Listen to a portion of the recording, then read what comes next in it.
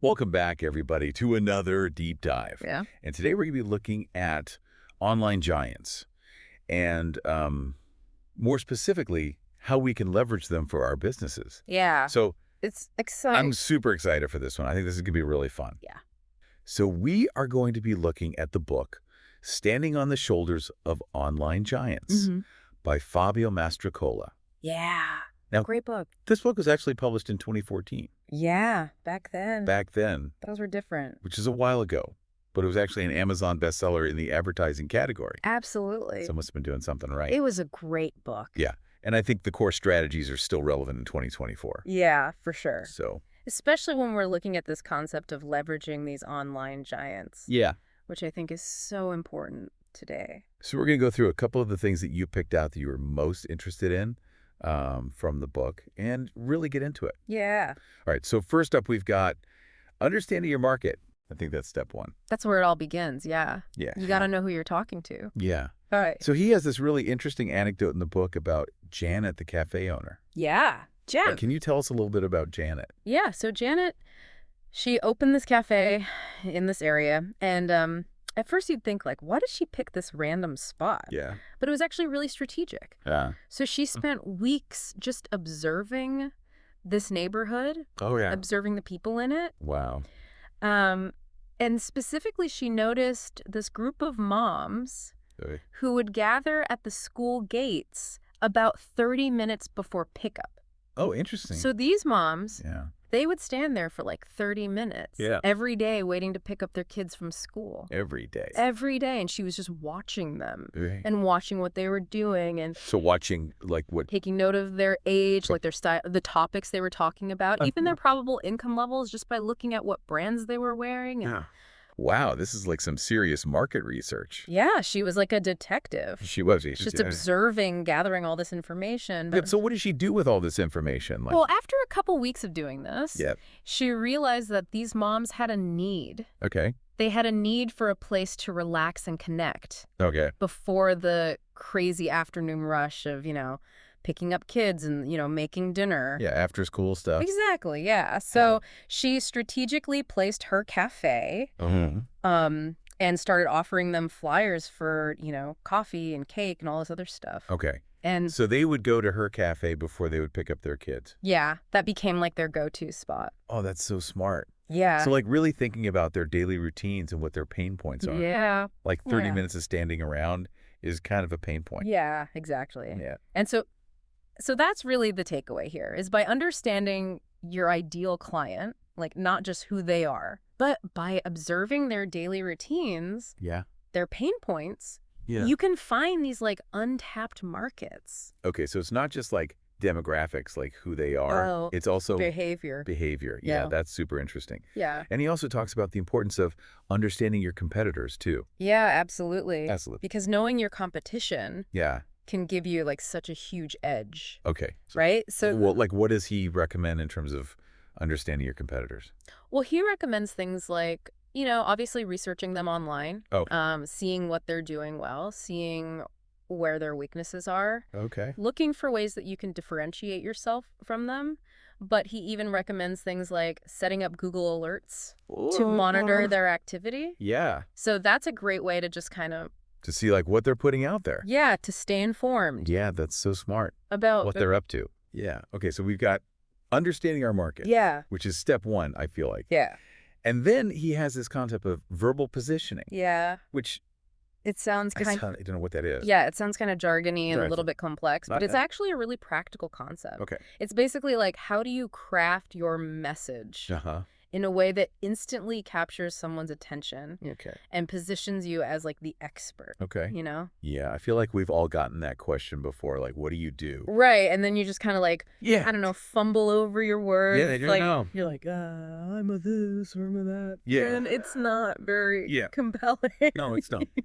So he gives us this really great formula Okay. for answering that question. I like formulas. Yeah. Okay. So his formula is you start by addressing like a pain point that your ideal client faces. So you could say something like, you know how frustrating it can be too?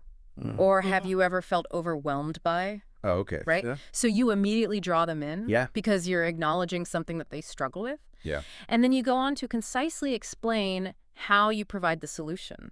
Okay, that makes sense. Right. Yeah. So it's very simple, but it's super effective. So instead of saying I'm a bat, Mm-hmm. you're saying I help people with this. Exactly. That's so much better. Yeah. I like that a lot. And he even gives us like specific examples Oh. for different professions. Does he? Yeah. That's awesome. Oh, like for instance, a makeup artist Oh. could say, you know how a woman's skin changes with age? Okay. Well, I teach women how to get a more youthful, vibrant look with simple makeup techniques. That's good. Right. So it's like speaking to a specific Yeah. audience Yeah. and also positioning them as like the expert on that. Yeah. Yeah. Someone who understands their needs. Yeah. Right. I like that. Or like a chiropractor Mm-hmm. could say, I help people suffering from chronic back pain find lasting relief without relying on medication. Oh, that's really good. Right. Yeah. So it's addressing a problem and offering a solution in like a concise, Mhm. compelling way. And it's not like I'm a makeup artist or I'm a chiropractor. Exactly. Yeah. I like What you do for them. Yeah, that's a really good tip. Yeah. And this verbal positioning can be used everywhere. Okay. On your website, Uh-huh. in your social media bios, Okay. even on your business cards. I love that. Yeah. Okay. So it's kind of like, So it's like a superpower yeah, it's like, for making people instantly understand what you offer. exactly. That's awesome. It's like a superpower. Okay, so step 1, we understand our market. Step 2, we have our verbal positioning Uh-huh. down. Our elevator pitch. Yes. Ready to go. All right, so then we move on to the first strategy, which is publishing a book. So when I first saw this, I was like, Writing a book. hold on, that's scary. Yeah. I'm not an author. Yeah. But then he explains it. And I was like, oh, this makes sense. Yeah. So he kind of like demystifies the process. Yeah. And explains that the goal isn't to write a novel. Right. It's really just to write like a concise, valuable resource that showcases your expertise. Exactly. And he calls it a business card on steroids. Yeah, I love that. Which I love. It's like a super business card. You know, what are some of the key benefits that he highlights of publishing a book? Well, he talks about how it establishes like instant credibility, Okay. right? So when you meet someone, Yeah. imagine like handing them your book Yeah. instead of a business card. Wow. Like that's going to make an impression, Yeah, that's true. right? And he also talks about how it gives you this global reach Oh, wow. through platforms like Amazon, Yeah. right? Yeah, no, that's a good point. So you could literally reach. Yeah. People all over the world with Yeah. their expertise. Okay, so if someone is listening and they're feeling overwhelmed by the idea of writing a book, what would be your number 1 tip? Well, he recommends starting by identifying the top 10 questions that your clients ask you, Okay. right? Because Yeah. you're already answering these questions anyway. Uh-huh. So write them down, Yeah. answer them in a clear and concise way. Okay. And that forms like the foundation of your book. That's such a good tip. Right. And he even recommends like recording yourself, Oh. answering those questions, Oh, yeah. and then transcribing the audio. Yeah. So that makes it even easier. That's brilliant. Yeah. Yeah. I love that. So it doesn't feel as daunting as like sitting down with a blank page Yeah. and trying to write a whole book. It makes it seem much more manageable. Yeah, for sure. Yeah. And he also talks about the importance of promoting your book before it's even published, Yes. which is something I never would have thought of. Yeah, absolutely. So how do you do that? Well, there are a number of ways to do that. Okay. You can start talking about it on social media. Uh-huh. You can, reach out to your email list. Right. You can even start doing pre-orders. Well, okay. So there's a lot of different ways to I like that. generate buzz and excitement Yeah. before the book even comes out. Okay, so we've got understanding our market. We've got our verbal positioning. Mm-hmm. We are going to publish a book. Yeah. And next up, we have harnessing the power of video, Yeah. which I think the landscape has definitely changed For sure. since 2014. Yeah. But the core message is more relevant than ever. Yeah, absolutely. So he opens up the chapter with a really interesting statistic Yeah. that 90% of consumers find videos helpful in making purchasing decisions, Right. which is huge. It's huge. Yeah. And that was back then. And that was back then. So imagine today, Yeah, I It's know. probably even higher. I'm sure it's even higher. Yeah. So he doesn't just say use video. Right. He gives us all these different ways that we can actually use it. Yeah, tons of ideas. Yeah, can you tell us a few of those? Yeah, so he suggests things like creating educational content What? that showcases your expertise, Uh-huh. offering behind-the-scenes glimpses into your business, Okay. using video testimonials to Yeah. build social proof. Okay. He even gives us like a sample script Does he? for a plumbing company's sales video, Oh, wow. right? So specific. Yeah, very specific. And I know that the platforms have changed a little bit since 2014, Yeah. but he was already talking about YouTube, Yep. Vimeo, Yep. and Dailymotion Uh-huh. as like places to share your videos. Yeah. And he even mentions basic SEO tips for videos, Yeah, he was ahead of his time. which is really interesting Yeah. that he was already thinking about that Absolutely. back then. Yeah. One thing that really stuck out to me was his story about Salsa Down, Oh, his dance school. Yeah, dance school. So tell us a little bit about that. Well, so they created this instructional DVD, Okay. right? And this Yeah. new student came in and she told him, Okay. I feel like I've known you for ages. Wow. She'd been practicing with the DVD for months Yeah. before ever setting foot in the studio. Oh, that's so cool. Right, so it just shows the power of video Yeah. to build connection and trust. Because they feel like they know you even before they meet you. Yeah, Yeah, that's awesome. yeah. So even though technology is advanced, the core message is still the same. Yeah, for sure. Yeah. It's about connecting with your audience on that deeper level. Uh-huh. And I think that's something we've really been seeing, For sure. yeah, in the past few years. Absolutely. All right, so we've done a lot. Yeah. We've got understanding our market. We've got verbal positioning. We've got publishing a book. Yep. And we've got harnessing the power of video, Yeah. which is a lot.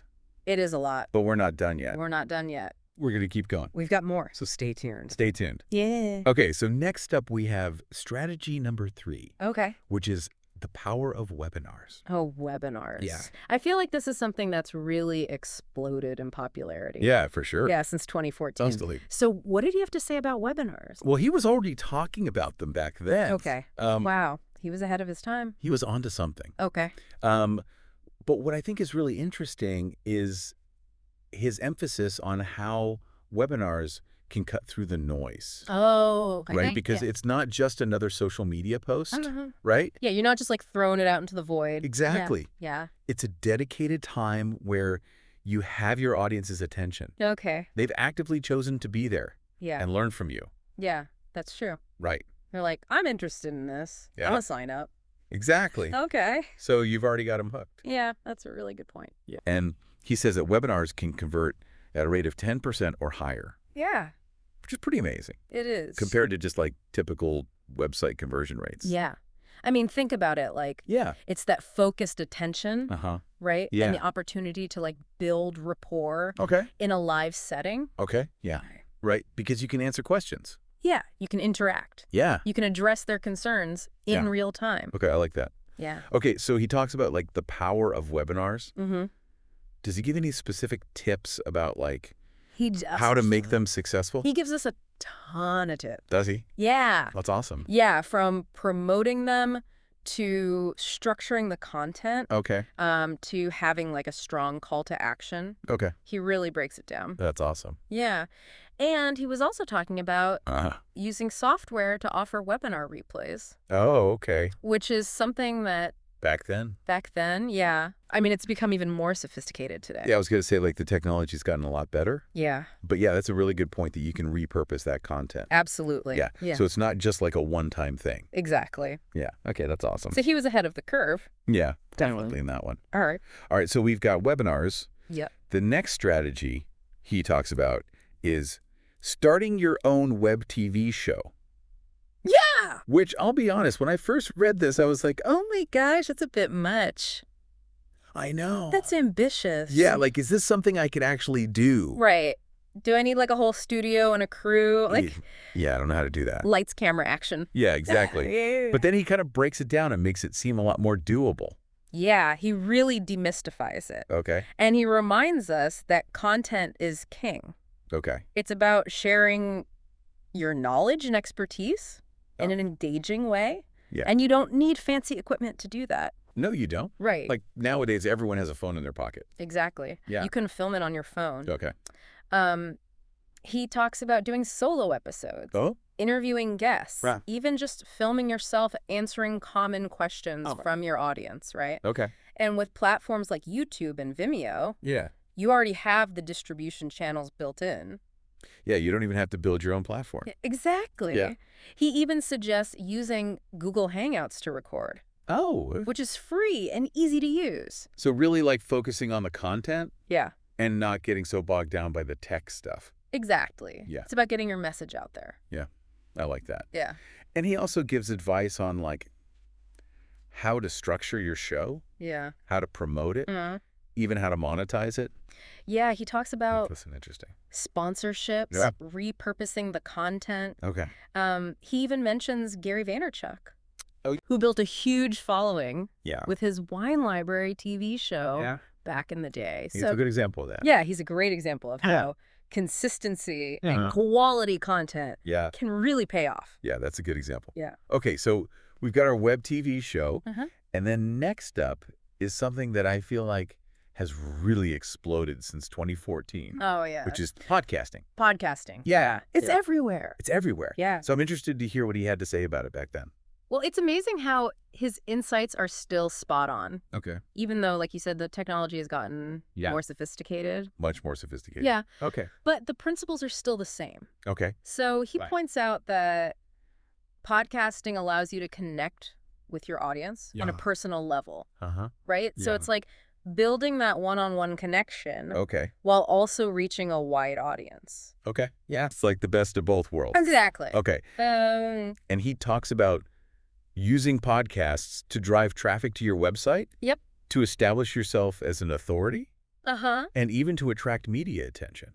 Yeah, he even mentions that iTunes Okay. acts as like a search engine Oh, wow. for media outlets looking for experts. So, like, if you have a podcast, Yeah, you might get reached out to exactly. be on other things. Yeah, you never know what opportunities might come up. Yeah, that's a really good point. Yeah, so it's a fantastic way to showcase your expertise Yeah. and reach a new audience. Okay. And he provides us with valuable advice on things like choosing a memorable name, Okay. using keywords strategically, Okay. promoting each episode. Yeah.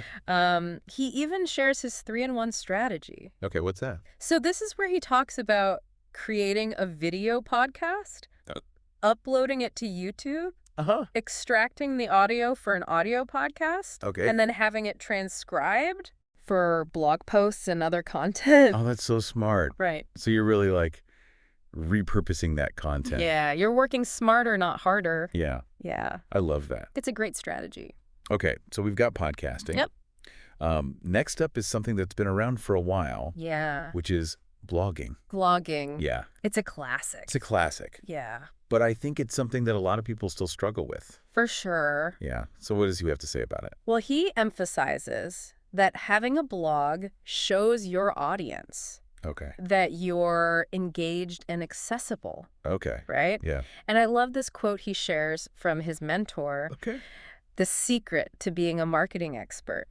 Ask them what they want, right? That's good. So simple, Yeah. but profound. Yeah. And your blog is the perfect platform to do that Okay. by asking questions, responding to comments, Okay. providing valuable content that addresses Yeah. their needs. Yeah. Okay. I Mm. like that. Does he give any tips about like which platform to use? He does. He recommends using WordPress, Okay. which is Just still going strong. still going strong, Yeah. super versatile platform. Yeah. And he also talks about the importance of optimizing for SEO, Okay. Yeah. which is, Just as relevant today as it was back then. oh, absolutely, even more so. Yeah. Yeah. Okay. So WordPress SEO. Hmm. Any tips on creating content? Yes, he provides a ton of practical tips Okay. for creating engaging blog content. Uh-huh. Things like writing high-quality posts yourself, Okay. interviewing experts, Okay. or even outsourcing the writing Okay. if you don't have time to do it yourself. Yeah. He also stresses the importance of guest blogging. Oh, okay. So both writing guest posts for other sites Uh-huh. and inviting guest bloggers to contribute to your own blog. Oh, that's a good idea. Yeah, it's a great way to expand your reach Uh-huh. and offer fresh perspectives Yeah. to your audience. That's a really good tip. Okay, so we've got blogging, Yep. and then his final strategy. This is a big one. Yeah, it's a big one. It's publishing your own online digital magazine. Yeah. Now, when I read this, I was like, Wait a minute. yeah, what? Isn't that something that like huge media companies do? Yeah, that's what I thought too. Yeah. Like, I don't have the resources to publish a magazine. Yeah. But he makes it seem very doable. He breaks it down. Okay. He explains how platforms like Apple Newsstand, Okay. Google Play Newsstand, Uh-huh. and ISU Okay. have made it so much easier Sure. to create and distribute Yeah. your own digital magazine. Okay. Yeah. Technology has definitely come a long way. For sure. Yeah. And he points out that people are consuming content on their mobile devices Uh-huh. more than ever. Yeah. Right. So I mean, that's true. having your own digital magazine Yeah. gives you like a direct line to their pockets. Literally. Literally. Yeah. Yeah. That's a good point. Yeah. And he talks about the interactive elements you can incorporate, Oh, okay. Like what? like embedding videos, Okay. audios, Uh-huh. polls, Okay. even lead capture forms. Okay.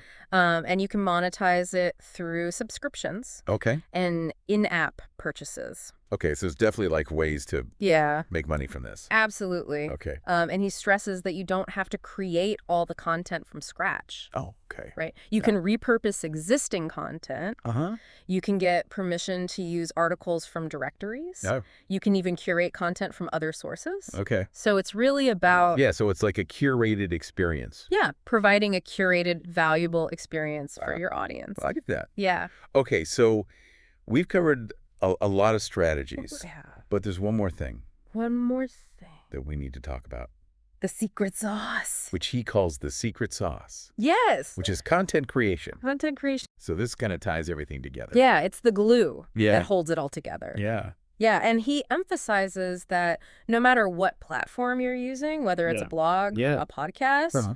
a video, or even a book, Mhm. it all comes down to the quality Yeah. and relevance of your content. Yeah. Because at the end of the day, it's the content that captures people's attention, Yeah. builds trust, and ultimately drives action, Yeah. right? Makes sense. So he outlines the benefits of high-quality content. Okay. Things like increased traffic, Okay. better SEO, Uh-huh. more engagement, Okay. and ultimately more business. More business. Yeah. That's the goal. That's what we want. Right. Yeah. And then he gives us some tips for creating that content. Yeah, a ton of practical tips. Okay. Things like interviewing experts, Okay. answering frequently asked questions, Uh-huh. even using Google's keyword planner Okay. to brainstorm topics. Oh, that's smart. Yeah. He also talks about repurposing content, Oh, which is something we've touched on before. Yeah. So turning blog posts into videos, videos into podcasts, Yeah. podcasts into articles. The 3-in-1. Yeah, exactly. Yeah. It's all about maximizing your efforts Yeah. and reaching different segments of your audience Uh-huh. with the same core message, Okay. right? That's awesome. So you're not creating all this new content all the time. You're just repackaging it. Yeah. Yeah. Smart. And then he finishes the book by emphasizing the importance of providing excellent customer service. Okay. Right. So it's not just about getting them in the door. No. It's also about keeping them happy. It's about building those long-term relationships. Yeah. Yeah. And he calls this the final touch Okay. that can really make or break your business. Yeah, that makes sense. Yeah. And he even shares an interview with Josh Oakey, Okay. who's a customer service expert. And Josh talks about the importance of going above and beyond, Okay. anticipating your customers' needs, Uh-huh. and handling complaints with empathy, Okay. right? Makes sense. And he tells this great story. Does he? Yeah, about his own chauffeur business. Okay. So when potential clients would inquire about limousine services, Uh-huh. which they didn't offer, Oh. instead of just saying, no, we don't do that, Yeah. they would actually refer them to competitors. Oh, wow. Right. So they would like give them a list? Oh, they would say, hey, we don't offer that, but here are some companies that do. Okay. And guess what? Oh, yeah. 75% of those people ended up coming back to them Really? Yeah. For other service? for other services, Oh, wow. right? So it just shows how, So they built that relationship. yeah, how exceptional customer service can build loyalty and Yeah. trust. That's a really good example. Yeah. Wow. So it's not just about like closing the sale. Yeah. It's about building those relationships. Yeah. And like being helpful, even if Exactly. it's not going to benefit you immediately. Yeah, be helpful. Yeah, I like that. Yeah. Okay, well, we have covered so much ground We in have this deep dive. so much good stuff. Yeah, and like one thing that keeps coming back to me is this idea of standing on the shoulders of giants. Yeah. Like, what does that actually mean for someone listening in 2024? Well, that's the brilliance of his approach.